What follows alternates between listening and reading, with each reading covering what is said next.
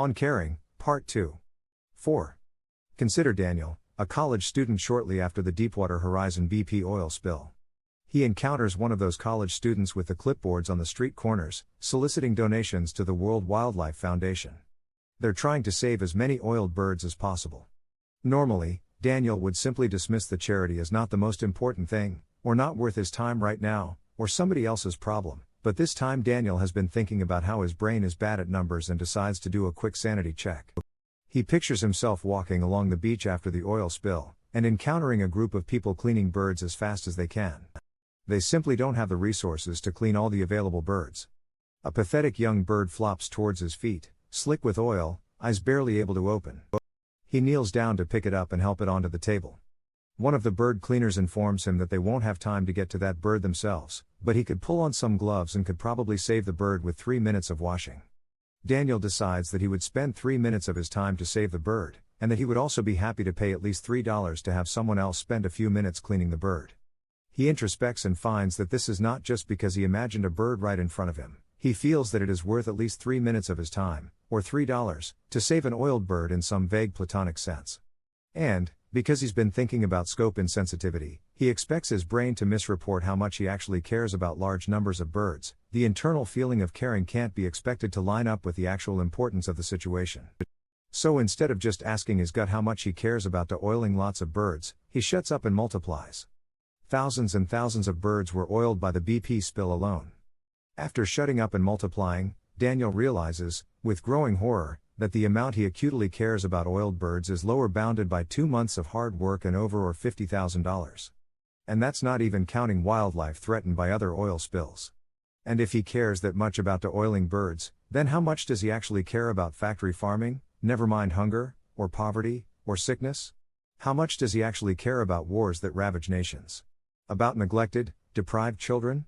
About the future of humanity? He actually cares about these things to the tune of much more money than he has, and much more time than he has. For the first time, Daniel sees a glimpse of how much he actually cares, and how poor a state the world is in.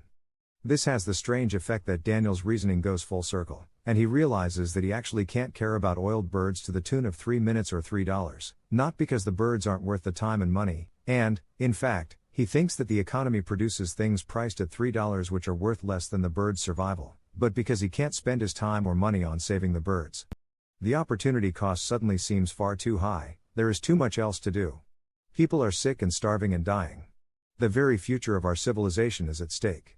Daniel doesn't wind up giving $50,000 to the WWF, and he also doesn't donate to ALSO or NBCF. But if you ask Daniel why he's not donating all his money, he won't look at you funny or think you're rude. He's left the place where you don't care far behind, and has realized that his mind was lying to him the whole time about the gravity of the real problems. Now he realizes that he can't possibly do enough. After adjusting for his scope insensitivity, and the fact that his brain lies about the size of large numbers, even the less important causes like the WWF suddenly seem worthy of dedicating a life to. Wildlife destruction and ALS and breast cancer are suddenly all problems that he would move mountains to solve, except he's finally understood that there are just too many mountains, and ALS isn't the bottleneck, and how did all these mountains get here? In the original mind state, the reason he didn't drop everything to work on ALS was because it just didn't seem pressing enough. Or tractable enough. Or important enough. Kind of. These are sort of the reason, but the real reason is more that the concept of dropping everything to address ALS never even crossed his mind as a real possibility. The idea was too much of a break from the standard narrative. It wasn't his problem. In the new mind state, everything is his problem. The only reason he's not dropping everything to work on ALS is because there are far too many things to do first. Alice and Bob and Christine usually aren't spending time solving all the world's problems because they forget to see them. If you remind them, put them in a social context where they remember how much they care, hopefully without guilt or pressure, then they'll likely donate a little money. By contrast, Daniel and others who have undergone the mental shift aren't spending time solving all the world's problems because there are just too many problems. Daniel hopefully goes on to discover movements like effective altruism and starts contributing towards fixing the world's most pressing problems. 5. I'm not trying to preach here about how to be a good person. You don't need to share my viewpoint to be a good person, obviously. Rather, I'm trying to point at a shift in perspective. Many of us go through life understanding that we should care about people suffering far away from us, but failing to.